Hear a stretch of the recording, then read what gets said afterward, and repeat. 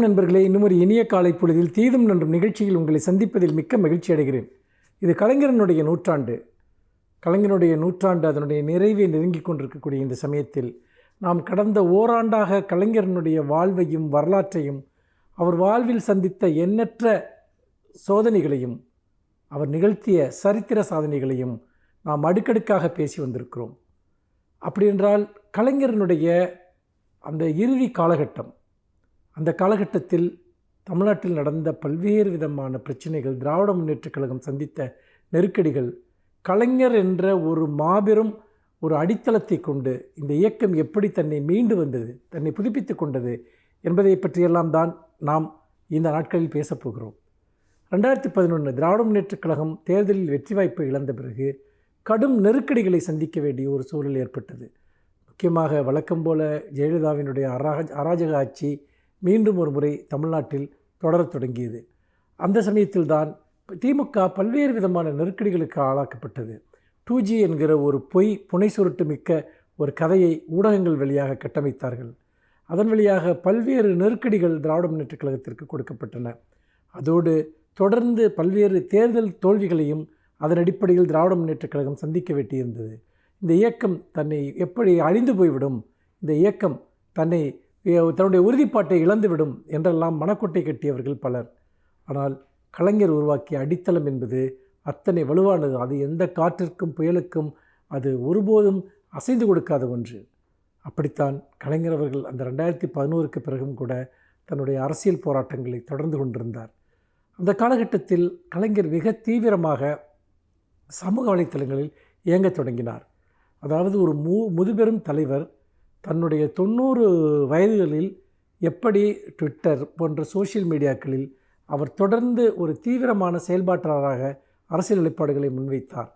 அப்படி தனக்கு எதிரான கருத்துக்களை அந்த பக்கங்களில் வந்து தெரிவித்தவர்களின் கருத்துக்களை கூட அவர் ஒருபோதும் நீக்கியதில்லை. அந்த கருத்துக்கள் வெளிவரட்டும் என்று அதை முழுமையாக அனுமதித்தார். இந்த இடத்தில் தான் நாம் ஒன்றை யோசித்து பார்க்க வேண்டும். அவர் எந்த அளவிற்கு ஒரு சமகாலத்தன்மையுடைய ஒரு தலைவர் என்பது.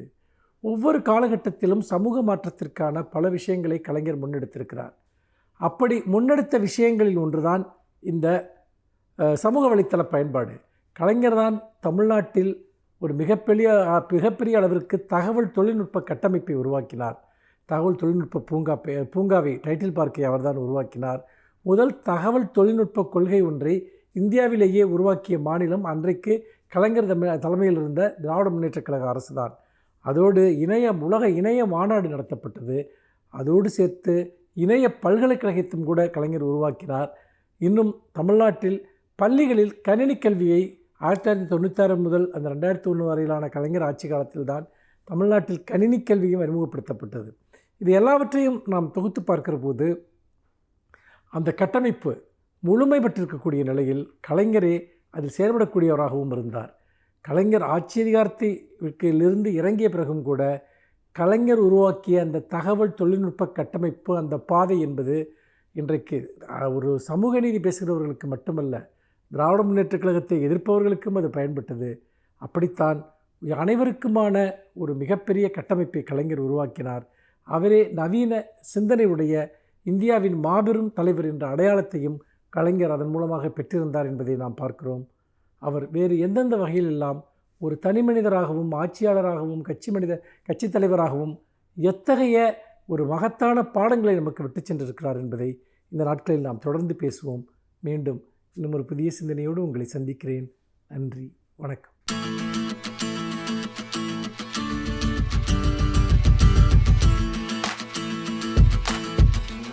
இனிய காலை வணக்கம் நேயர்களே. சயின்ஸ் அண்ட் டெக்னாலஜிங்கிற தொகுப்பில் கம்ப்யூட்டர் சயின்ஸ் அட்வான்ஸ்மெண்ட் அப்படிங்கிற பிரிவில் நம்ம இன்றைக்கி பார்க்க போகிற தலைப்பு cyber crime and cyber security, cyber குற்றங்களும் cyber பாதுகாப்புகளும்.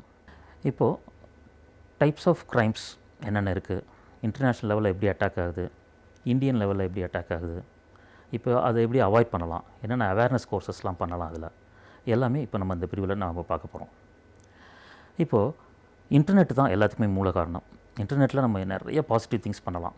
But at the same time நெகட்டிவாகவும் நிறைய ஹேக்கர்ஸ் வந்து இன்டர்நெட் யூஸ் பண்ணி நெகட்டிவ் சைட் பண்ணுறாங்க. அது எந்த மாதிரி பண்ணுறாங்க அப்படின்னா, இப்போ நம்ம person against cyber crime against person cyber crimes against government, cyber crime against industry, இந்த மாதிரி நிறைய பிரிவுகள் இருக்குது. இப்போ இந்த டைப்ஸ் ஆஃப் கிரைம்ஸ் அப்படின்னு எடுத்துக்கிட்டோம்னா, ஹேக்கிங் வந்து இன்னொருத்தர் ப்ரோக்ராமை எடுத்து இன்னொருத்தரோட இன்ஃபர்மேஷன்ஸ் எல்லாமே எடுத்து நம்ம ஹேக் பண்ணி அதை வேறு இடத்துல லீக் பண்ணுறது, அதான் ஃபஸ்ட்டு ஹேக்கிங்.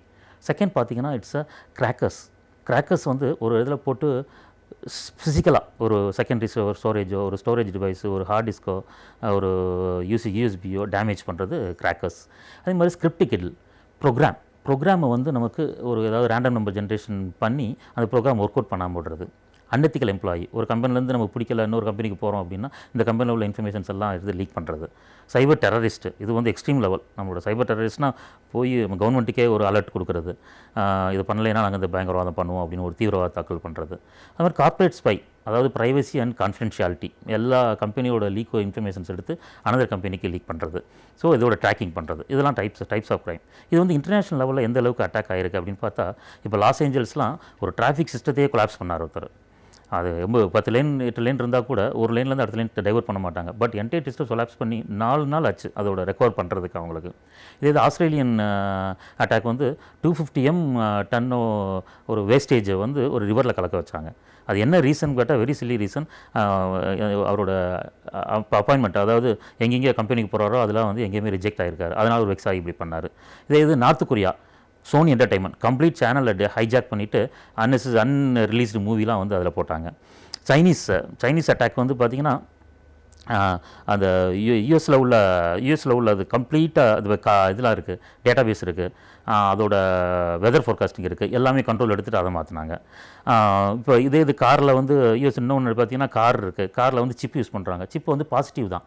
ஸோ அந்த பாசிட்டிவாக பண்ணுறதுக்கு வந்து அதே சிப்பை இன்னொரு ஹேக்கர் கையில் கிடச்சாங்கன்னா இப்போ நம்மளோட பிரேக்கு, நம்மளோட ஆக்சிலேட்டரு, ஸ்பீடு எல்லாம் கம்ப்ளீட்டாக வந்து அவரோட ஹேக்கர் கையில் போச்சுன்னா ஏதாவது ஆக்சிடென்ட் ஆகிறதுக்கு அந்த மாதிரிலாம் பண்ணாங்க. போர்லாண்டில் வந்து ஏரோப்ளைன் ஹேக்கிங் கம்ப்ளீட்டாக எடுத்து ஏதோ ஒரு அடுத்த சிக்னல் கிடைக்காதுன்னா ஒரு இடத்துல இறக்கி விட்டாங்க. ராயல் பேங்க் ஆஃப் ஸ்காட்லாண்டில் வந்து ஒரு நம்பர் 1 பேங்க்கு, அதுலேயே பார்த்திங்கன்னா 12 hours அந்த ஏடிஎம்மில் அட்டாக் எதுவும் ஒர்க் பண்ணாமல் விடுவாங்க. அது மாதிரி எம்பிஏ அப்ளிகேஷன் ட்ராக்கிங் ஒரு இது பண்ணி ஹார்வர்ட் யூனிவர்சிட்டிலே வந்து நிறைய பேர் அதனால் ரிஜெக்ட் பண்ணாங்க. ஸோ இப்போ நம்ம இந்தியா லெவலில் பார்த்திங்கன்னா இந்த அளவுக்கு பெரிய அளவு தாக்கம் கிடையாது. பட் பர்சன்ஸ் வைஸ் இப்போ ஒரு பர்சன் வந்து ஒரு சைபர் ப்ரொஃபைலிங் எல்லாமே போட்டுறாங்க. அதனால் அதுலேருந்து ஒரு பர்சன் மேலே பிடிக்கல, இல்லைன்னா ஒரு செக்ஷுவல் ஹராஸ்மெண்ட்ஸ் இந்த மாதிரிலாம் நிறைய நடந்துகிட்ருக்கு இந்தியாவில். இப்போ 25 கோடி மக்கள் வந்து இந்தியாவில் வந்து கம்ப்யூட்டர் யூஸ் பண்ணுறாங்க. அதில் வந்து 4.20 கோடி மக்கள் வந்து சைபர் கிரைம்னால் அஃபெக்ட் ஆகிறாங்க. அதாவது ஒரு ஆல்மோஸ்ட் ஒரு 5ல் ஒரு பகுதி வந்து ஆட்டோமேட்டிக்காக அதில் அஃபெக்ட் ஆகிறாங்க. பட் இன்னொரு புள்ளியில் என்ன சொல்லுதுன்னா 72,000 கம்ப்ளைண்ட்ஸ் வந்து 2004லேருந்து 2014 வரை 10 வருஷத்துக்கு கம்ப்ளைண்ட் புக் ஆகிருக்கு. அதனால் இப்போ ஆவரேஜாக பார்த்திங்கன்னா 6,000 கம்ப்ளைண்ட் ஒரு வருஷத்துக்கு.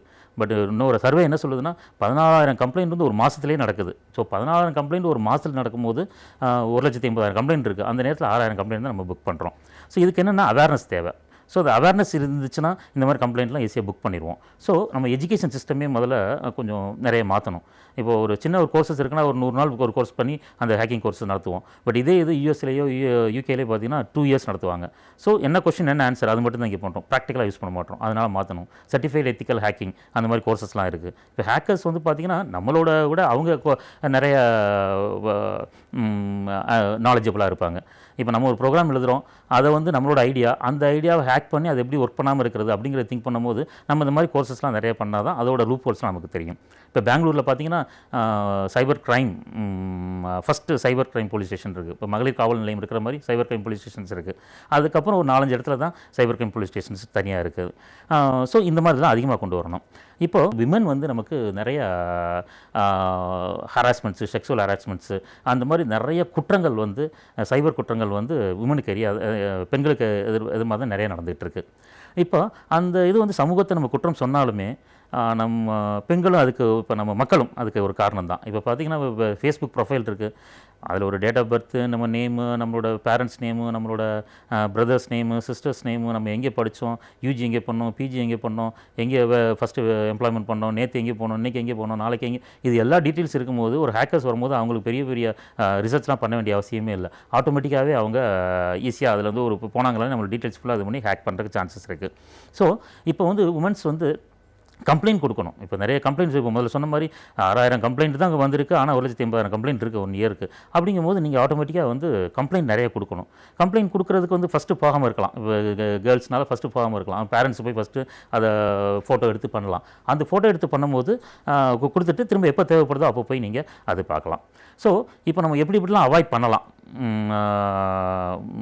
சைபர் செக்யூரிட்டி யூஸ் பண்ணி அப்படின்னு பார்க்கும்போது, இப்போ பார்த்தீங்கன்னா இப்போ யூஎஸ்பி இருக்குது, நம்ம சிடி இருக்குது, நிறைய. இப்போ யூஎஸ்பிலாம் பார்த்தீங்கன்னா ஒரு 64 கிலோபைட் 120 கிலோபைட் சின்ன அதெல்லாம் எடுத்து எல்லா இன்ஃபர்மேஷன் எடுத்து நம்ம லாக்கர்லேயே போட்டு வைக்கலாம் அந்த யூஎஸ்பியை. அது மாதிரி நமக்கு வந்து கிரெடிட் கார்டு வந்து நமக்கு ஒரு சிவிவி நம்பர்னு கேட்பாங்க. அதெல்லாம் நம்ம அவாய்ட் பண்ணிடணும். அன்னெசரி. இப்போ ஒரு 4 பேர் இருக்கோம், 5,000 நம்பர் நம்ம ஹாய் சொல்ல மாட்டோம். பட் நம்ம ஃபேஸ்புக்கில் பார்த்தீங்கன்னா எல்லாருமே அந்த மியூச்சுவல் ஃபண்ட்ஸில் வந்து எல்லாருக்குமே நம்ம இன்ட்ரோடியூஸ் ஆகிட்டு இருக்கோம். அதெல்லாம் நம்ம அவாய்ட் பண்ணலாம். இப்போ அதே மாதிரி பாஸ்வேர்டு ரொம்ப ரொம்ப இம்பார்ட்டன்ட். இது பாஸ்வேர்டு தான். பாஸ்வேர்ட் செக்கிங் வந்து நம்ம இப்போ ஜெயபால் ராஜா என்னோட பேர். இப்போ ஒவ்வொன்றுக்கும் இப்போ ஜேங்கிற இடத்துல நம்ம ஒரு எக்ஸ்க்ளமேட்டரி மார்க்கு, இப்போ ஈங்கிற இடத்துல எக்ஸ்பிளமெண்ட் மார்க்கு, அது மாதிரி ஒய்ங்கிறது கொஷின் மார்க்கு, இதை கொஷின் மார்க் கொடுக்கலாம். அது மாதிரி ஆர்ஏ அப்படியே வைக்கலாம். ஸோ ஒரு டாலர் போடலாம். ஸோ இதெல்லாம் காம்பினேஷன்ஸ் பண்ணி பார்த்தா உங்களுக்கு பாஸ்வேர்ட் செக்கிங்கிறது யாருமே ஈஸியாக டேஸ்ட் அவுட் பண்ண முடியாது. அது மாதிரி நம்ம ஃப்ரெண்ட்ஸ்னு சொல்லிட்டு இன்றைக்கி பாஸ்வேர்ட் சொல்லியிருப்போம். பட் நாலு பேர் அதே ஃப்ரெண்டு வந்து நமக்கு இதாகலாம். அப்போ நம்ம பாஸ்வேர்டு மாற்றலாம். பட் என்னென்னா அவன் எனிமி ஆனால் கூட வந்து நமக்கு வந்து பாஸ்வேர்டு வந்து எப்படி நம்ம வைப்போம் அப்படிங்கிற ஐடியா வந்து அவங்களுக்கு இருக்குது. ஸோ இந்த மாதிரி நமக்கு எல்லாமே பாஸ்வேர்டு செக்கிங்கில் இருந்து கிரெடிட் கார்டில் இருந்து நம்மளோட செக்யூரபிள் லைஃப் நமக்கு நல்லா போகிறதுக்கு நம்ம பாசிட்டிவாக இன்டர்நெட்டை ஒர்க் பண்ணோம்னா நிறைய பாசிட்டிவ் லைஃப்பில் நமக்கு அச்சீவ் பண்ணலாம். இதுதான் வந்து நம்ம சைபர் செக்யூரிட்டி அண்ட் சைபர் கிரைமோட சாராம்சம். அடுத்த வாரம் இதே மாதிரி ஒரு கம்ப்யூட்டர் சயின்ஸ் டாப்பிக்கில் நம்ம அடுத்த வாரம் பார்க்கலாம்.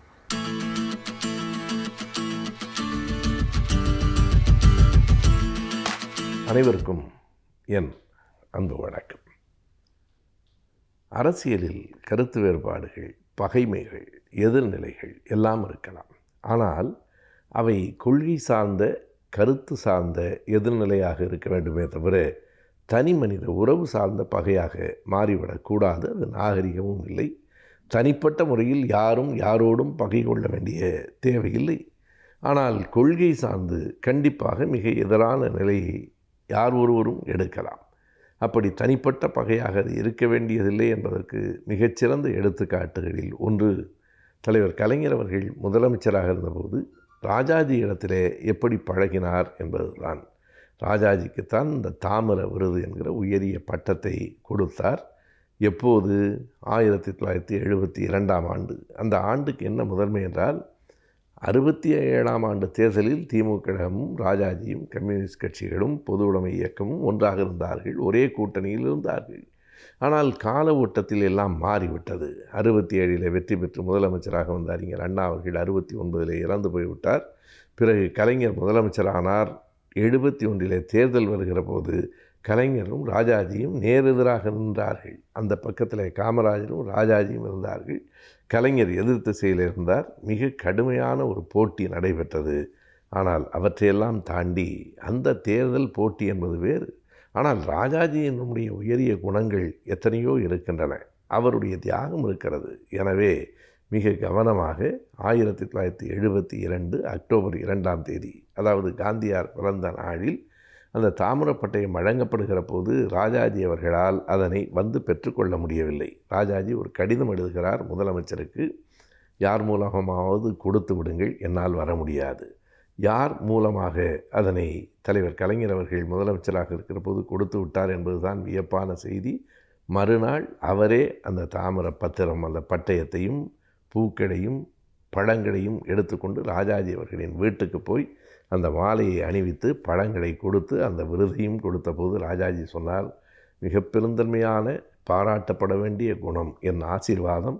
அதாவது எப்படிப்பட்ட ஆசீர்வாதம் என்றால், திரும்ப பெற முடியாத ஆசீர்வாதம் என்றார். இன்றைக்கு ஆசீர்வாதம் கொடுத்து விட்டு நாளைக்கு சாபம் கொடுத்தால் இந்த ஆசீர்வாதம் நிற்காதோ என்று கருதி இது திரும்ப பெற முடியாத ஆசீர்வாதத்தை தருகிறேன் என்று சொன்னார். அதற்கு பின்னால் தலைவர் கலைஞர் அவர்கள் அவருடைய மகன் அழகிரியின் திருமணத்தை ஒட்டி ராஜாஜி அவர்கள் வீட்டுக்கு சென்றபோது அவர் சொன்னார், என்னால் வர முடியாது. கலைஞர், எனக்கு தெரியும், நான் அழைப்பு கொடுப்பதற்காக மட்டும் வரவில்லை, உங்களை பார்த்துவிட்டு போவதற்காகவும் வந்தேன் என்று கலைஞரும் நாவலர் நெடுஞ்செழியன் அவர்களும் அவருடைய வீட்டுக்கு போனார்கள். இது நடந்தது 1972 டிசம்பர் 20ஆம் தேதிக்கு பிறகு. அடுத்த ஓரிரு நாள்களில் செய்தி வந்தது, ராஜாஜி அவர்கள் மறைந்து விட்டார் என்று. அவருக்கு எல்லா விதமான மரியாதையும் அந்த இறுதி ஊர்வலத்திலே கொடுக்க வேண்டும் என்று கருதிய கலைஞர் மக்களின் பார்வைக்கு அவர் உடலை வைத்திருந்தார். அவருடைய உடல் கிருஷ்ணாம்பேட்டையிலே எரியூட்டப்பட்ட பிறகு காந்தியாரோடு ராஜாஜி அவர்கள் மிக நெருக்கமாக இருந்தார் என்பதனால் சென்னை அடையாறில் இருக்கிற காந்தி மண்டபத்துக்கு பக்கத்திலேயே ராஜாஜி அவர்களுக்கு ஒரு நினைவிடத்தையும் கலைஞர் அவர்கள் உருவாக்கினார். ராஜாஜி எதிர்நிலையில் இருந்தார். 71 தேர்தலில் எப்படியாவது கலைஞரை தோற்கடித்து விட வேண்டும் என்று முயற்சி செய்தார். ராஜாஜியை தோற்கடித்து விட வேண்டும் என்று கலைஞர் முயற்சி செய்தார். அவையெல்லாம் அரசியல். ஆனால் அதனை தாண்டி ஒரு கட்டம் வருகிற போது ஒருவர் மீது ஒருவர் மதிப்பு கொண்டிருந்தார்கள். அவர் ராஜாஜியினுடைய வீட்டுக்கு போய் அந்த விருதை முதலமைச்சர் என்றும் பார்க்காமல் வழங்கினார். இறந்து போன போது அவருக்கான எல்லா மதிப்பையும் கொடுக்க வேண்டும் என்று நினைத்தார். இதிலிருந்து நாம் ஒவ்வொருவரும் அரசியலில் இருக்கிற எல்லோரும் கற்றுக்கொள்ள வேண்டிய பாடம், அரசியல் கருத்து வேறுபாடு என்பது வேறு, அது நாகரிகமானது. தனிப்பட்ட பகை என்பது வேறு, அது அநாகரிகமானது.